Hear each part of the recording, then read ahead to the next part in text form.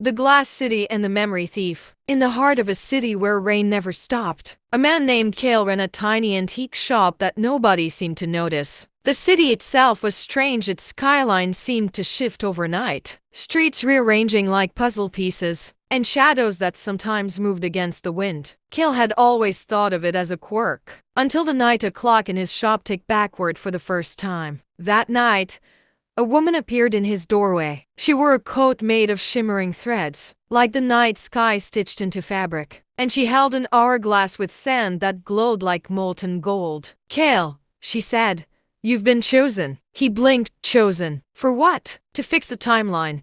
She stepped inside, and as she did, the air grew thick with the scent of old books and ozone. "You don't remember, but you've lived this city 100 times over. Every rearrangement of the streets, every impossible building, it's because the city itself is alive. And it's sick." Kale laughed nervously. "The city is alive?" "Yes, and if it dies, so do all the timelines. You're the only one who can navigate them, but there's a cost. Every time you fix a timeline, you lose a memory of your past life. Your friends, your family, yourself." He considered it. He'd always felt like he didn't belong, like he had wandered into the wrong world. Maybe this was a purpose. The woman handed him the hourglass. The moment he turned it, the shop dissolved. He was no longer in the city he knew. He was in a forest made entirely of glass trees, their branches reflecting scenes of his past lives. A boy hiding under a staircase, a soldier in a war that never existed, a scientist in a lab where every experiment ended in fire. And at the center of it all was a shadow,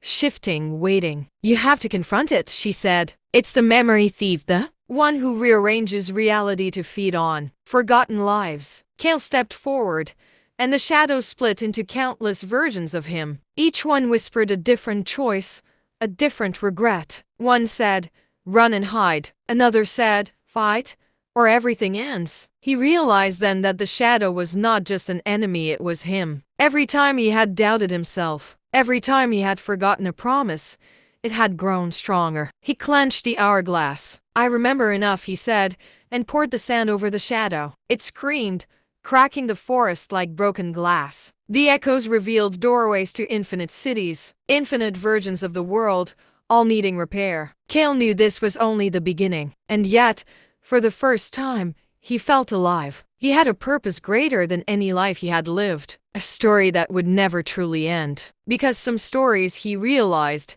are bigger than time itself. And as he walked into the first doorway, the rain of the city he once knew followed him. But now it sparkled like every drop carried the memory of every life he had saved.